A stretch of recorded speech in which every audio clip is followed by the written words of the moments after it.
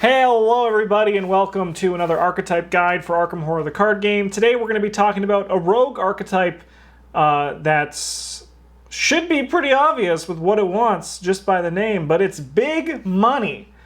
Bryn, as our resident rogue expert, what is the goal of this archetype?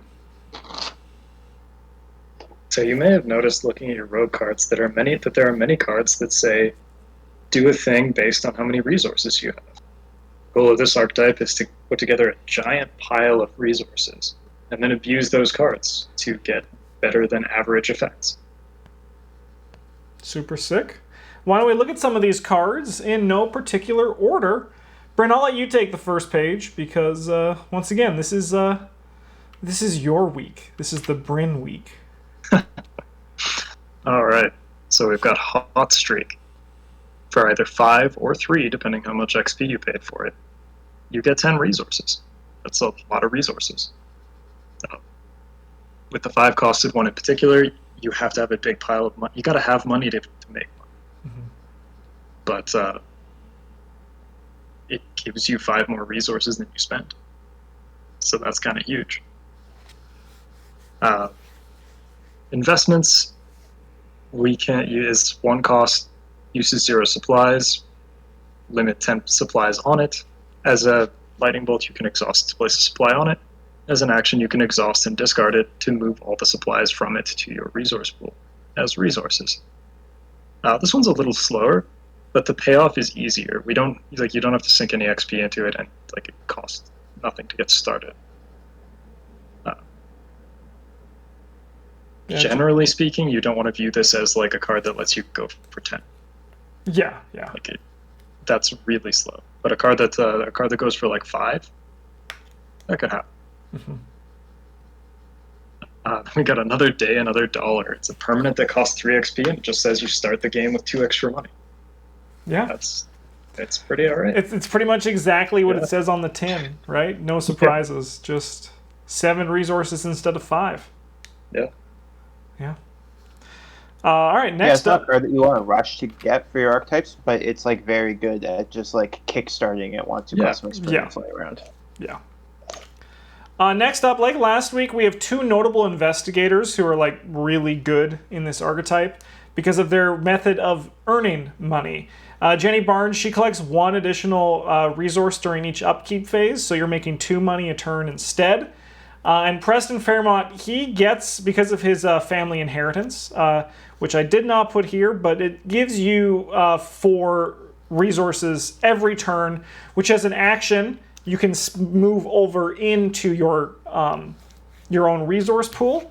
So it's a way to just make some big money quickly or spend money that you get every turn with it. But in terms of big money, being able to transfer over 4 on a whim is pretty nice for just 1 action. Next up is Daario. Daario's a spicy little boy who, when he works, he requires a lot of work to get going, but in this big money archetype, 10 resources is very doable in the long term. Pocket change. Sorry, Brent? That's pocket change. Yeah, it's just you have that just lying around in the corner of your room. When that happens, he gives you +1 brain and +1 book. And then if there are no enemies at your location, you can, as an action, exhaust him to gain 2 resources. So even if he doesn't, and you don't need the 10 resources to do that. So he's a way that if you need to make some money, there's no enemies with you, which you're too rich to fight things anyway. That's someone else's problem. You can gain those resources with it, with his action. Then there's High Roller, which is time to put your money where your mouth is. You get to spend 3 resources of a lightning bolt and exhaust it to get +2 skill value for this test. You're basically just paying 3 resources to buy an unexpected courage. And then if you succeed, you get that money back. So if you pass, it's like you're cheating. Yeah. That is the common theme throughout green cards. Yeah. Who wants to take these ones? Travis, you want to take these ones? Do you know enough about them? Bryn can do them again. Sounds good. Bryn, you're up again. So we got Well Connected, which is kind of like the poster child for this archetype. It's a 2-cost condition. Limit 1 per investigator. As a lightning bolt, you can exhaust it to get +1 skill value to your for this skill test for every 5 resources you have. So this is like the real big payoff card for having a giant pile of money where you're sitting on 25 resources and the blue player's looking at you enviously and you're like, yeah, I'm going to take this treachery test at +5. And they're like, that's what you're going to do with that? Really? Yeah. But then you ignore them because they're playing blue. Yeah, but then you get the +5 when you're Preston and you test at 6 and you're like, I'm normal. I will say that Preston does struggle a little bit to leverage most of the money cards, largely for that reason. Like +2 to a skill test or +3 to a skill test for Preston is kind of not great. Yeah. But he does get the money really quick. Yeah, Jenny's really nice with it. One thing you'll notice in the bottom of these cards before Bryn moves on is that they're all from the Circle Undone.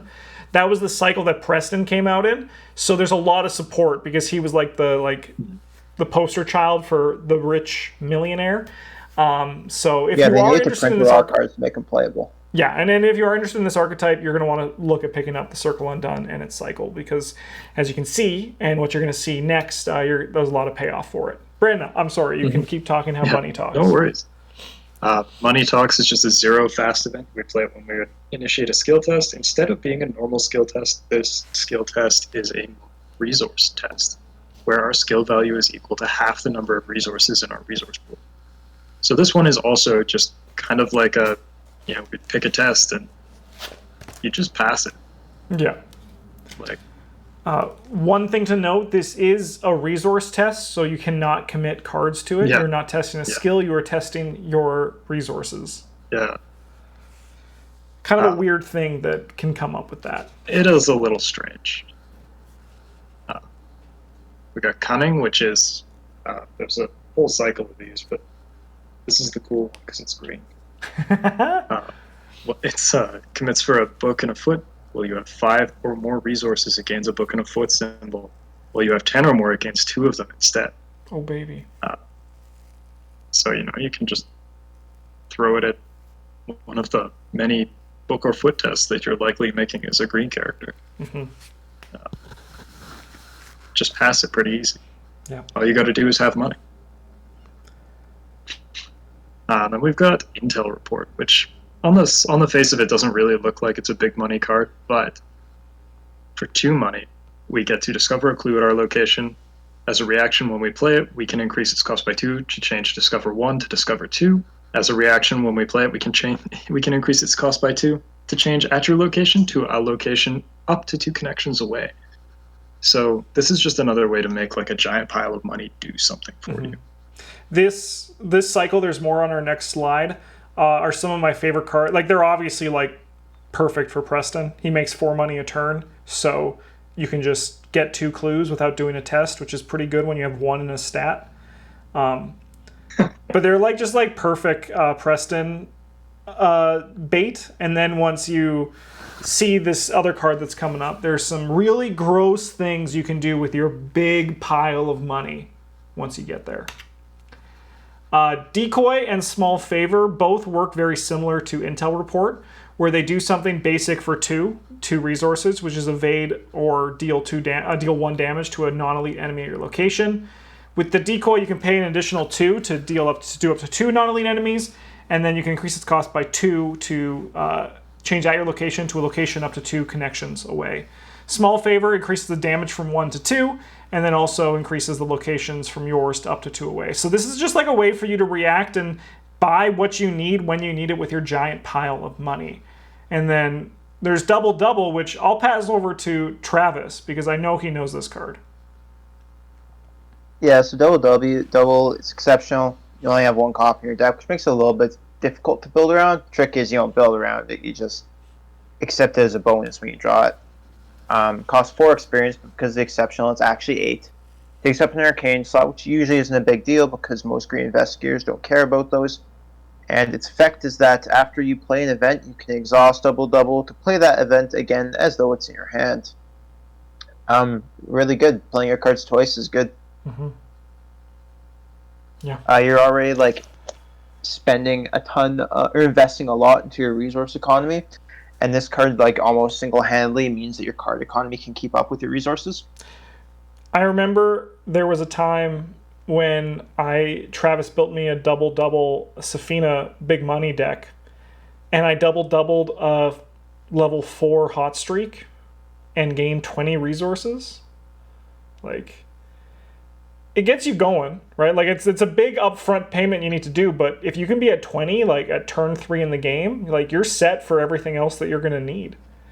Of course, like Travis said, it's not something you build around. It's just if you find it with the draw in your deck, you're going to be able to play it and then just reap the benefits from it, but it's not something you should expect in your game plan in order to succeed. It's like just like a nice, very powerful card you can draw and hopefully play.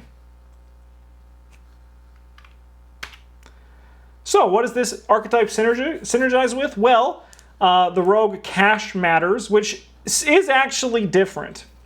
When I was reading Travis's notes, I was like, Cash Matters? Yeah. That's big money, isn't it? But no. There are other cards and another archetype that cares about resources in a different way. Technically different. But both archetypes like having money and uses them for different methods. So that'll be a future one, which will go more into that if you're wondering what the difference is. And then also Rogue Actions Matters, which is a lot of cards that produce extra actions are expensive. So if you have the big money to play this with, you're going to be able to do that and take all of those exciting extra actions that come with it. Yeah. It's also worth noting that this one dovetails not so nicely, but pretty okay with the succeed by X or more. Mm-hmm. Because you can use your stupid cards like Money Talks to be like, well, this test is made at 12-2 or what have you. Yeah. Is it good? Not really. And then, Travis, I'll throw it to you for the deck for the week, which is a Jenny Barnes deck. Yeah, this one's pretty basic.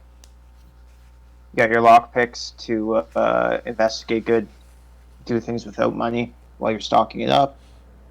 Jenny's Twin 45, allow you to actually kill things and give you use for your money. Lucky Cigarette Case, always a great engine with the lockpicks. Also synergizes quite well with Well Connected. Another Day, Another Dollar, Easy Mark, Hot Streak, and I think that's it. And Jane's Ability, of course, all ensure that you have lots of money, whereas Money Talks, the double in conjunction with Intel Report and Small Favor, Swift Reflexes, and High Roller are all payoffs, things to do with your money. The Well Connected, the investments is also an economy piece. And yeah, you just kind of play the game. Yeah. You use your Intel Report, Money Talks, Small Favor to do things, then you can scrounge for them, or you also like the Cunning and the Small Favor. And the Swift Reflexes are also sweet to get more of. But the Scrounge for Supplies is, like, as you can see, it's the only 2 off-color green cards in this deck.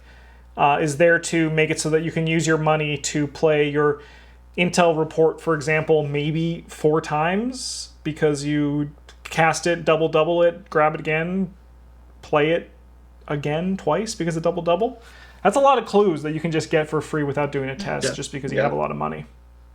You could even play the Scrounge for Supplies twice. Yep. Yeah, that's juicy.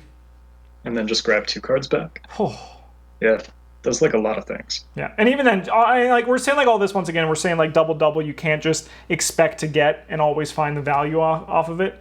Even just scrounging to grab your Intel Report or your Small Favor back, it's free damage or free clues should never be underestimated in this game. It's very powerful to not have to draw a token and get stuff from it. Yeah. That is true. If you wanted to play a more double focused build of this deck, you could probably just swap out the Another Day, Another Dollars for the upgraded Lucky Cigarette Cases, which will do a very solid job of helping you find the double. Yeah, definitely. All right. That is big money. Next week, we're going to be going to the Survivor class again. If you have any suggestions for what that archetype guide should be, let us know in the comments. And as always, let us know what future archetypes you want to see. They do factor into the decision I choose. Otherwise, I just go down the list and I say, big money, I know that one, let's do that one. So let us know in the comments below. Thanks for watching, everybody. We'll see you guys next week for another Archetype guide, or sooner if you are checking out our other Arkham horror content on the channel. Thanks for watching. Have a good one. And as always, GG's.